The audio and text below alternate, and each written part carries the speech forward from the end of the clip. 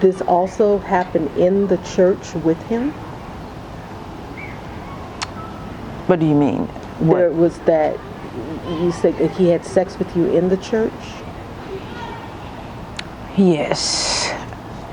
Out of the 10 encounters, there was a particular time where he went down on me in his office. Never the penetration part, though. Not inside the church. Okay, but there was a sexual encounter. So this stops when? My mom found a letter from Brenda, and in the letter it said something about him and he. I don't recall what the letter said, but it had him and he and something like that. And so my mom asked, who is him? Who is she talking about? And so she found this letter at your house? Yeah, I was, at the time I was still living with my mom, 19. I'd come home from school. I think it was maybe sometime in the summer. It was the summertime when I was home for the summer, and she had written me a letter and I put it underneath my mattress. And so my mom never straightened up my bed. I had to do that myself. But this particular day, she went under and found this, and she was reading it. And actually, she was reading it in front of me. I just didn't know what she was reading. And so she was like, Pia, what is this letter about? And I immediately knew what letter she was talking about. And I had read it, but I don't even recall, like, that's why I don't remember what it said, because I had read it, but I didn't remember all of the details. And so when she's like, who is he? But I knew just based on the letter who Brenda was talking about. So at first I didn't want to tell her because I'm still trying to protect. And I knew it was going to devastate her.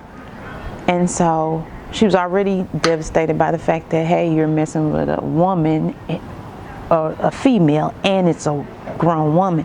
But now I'm finna add, this male element. Yeah, and who it is. And so I told her, and she just like sat there blank-faced, like, what?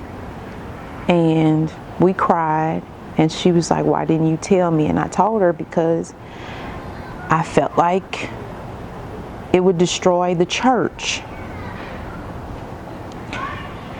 And so I begged her not to say anything because I felt like it would destroy the church, not just True Fellowship, just church people. And the reason I'm crying now is because I'm thinking, like, all these years I was trying to protect the church. And so when I said on my video, I don't give about a church, it was more so about that, because all these years I've been protecting the church from knowing this kind of stuff about something that I was carrying about this man, because I didn't want other people to lose faith. I didn't want other people to look at the church like, so many people do and say, that's why I don't go, that's why I don't. And I thought about that when he was saying about his particular church. I'm thinking, you don't care about the church. The people in the church who's the ones who care about it. We're the ones trying to protect all of this and keeping you all, safe because we don't want to destroy the people in the church. So there was just this weight on you that you felt in some ways responsible. Yes. That you would be destroying it, and that it was your fault.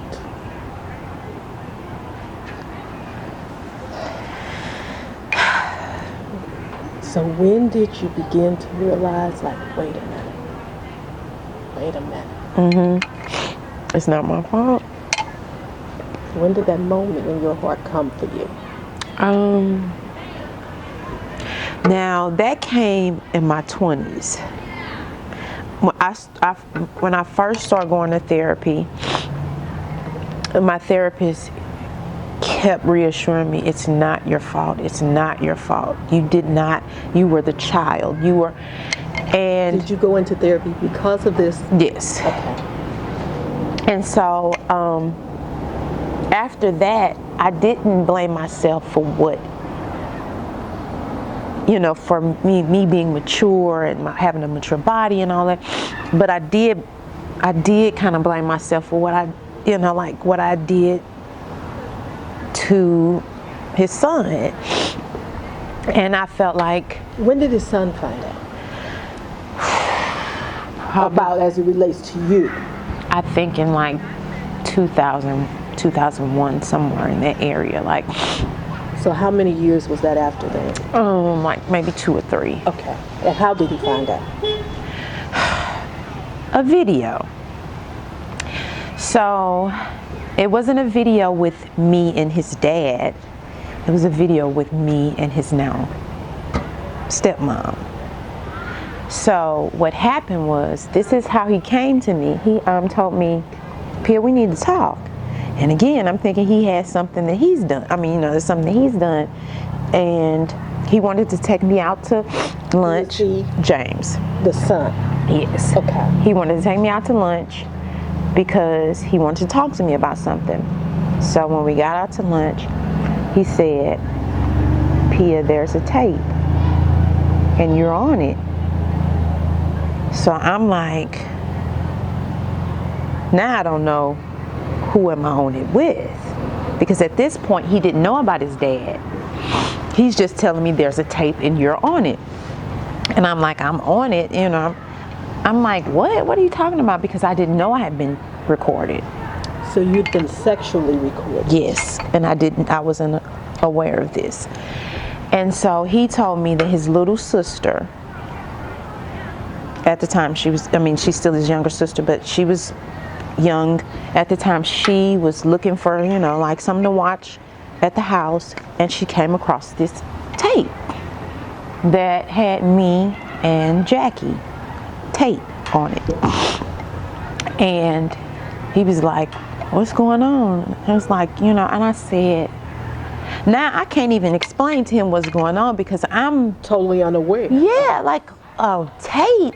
That you were being secretly recorded. Yes. And even in that, he immediately got mad because I ended up telling him, I said, this guy, son, I bet you she did this because of your dad. And he said, what? I said, I bet you this has something to do with that. I said, because, James, I have to tell you something. And so that's how I ended up telling him, like your dad did this. And I wasn't even saying it like your dad. I said we, because at that time I'm feeling just as guilty. And so he was like, man, I'm pissed. But he wasn't pissed at me.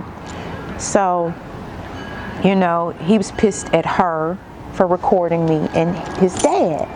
But at this time, he didn't have it. It's just that his dad had the tape. So he wondered why my dad got a tape. But that was the extent of it. We talked about it, but we didn't really go into details about it for years. So he told me that he had talked to his dad, like over the years, he told me he had talked to his dad, and his dad had apologized and stuff like that. But it was more recent when he told me what his dad said happened, the reason that he came on to me. And so that's what made me say, we need to have a meeting, because I'm thinking this man is lying even about how it started, like I am the orchestrator of this. Okay, so let's get a timeline here. Okay.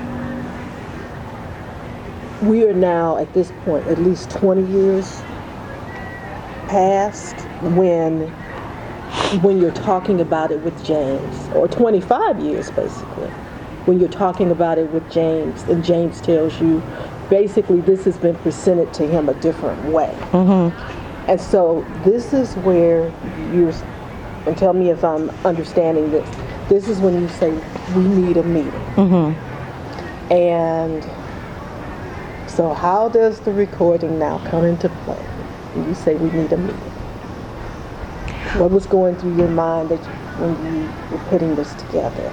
Okay. Can I go back a little bit? This Sure. is a lot of story, but it's Sure. okay. So what made me come to the point of exposing him, because I exposed him in March before the recording. You put a post. There was a post on Yes. Facebook. What brought me to that point was my niece and her situation. So after this, he took a sabbatical Okay. for a month.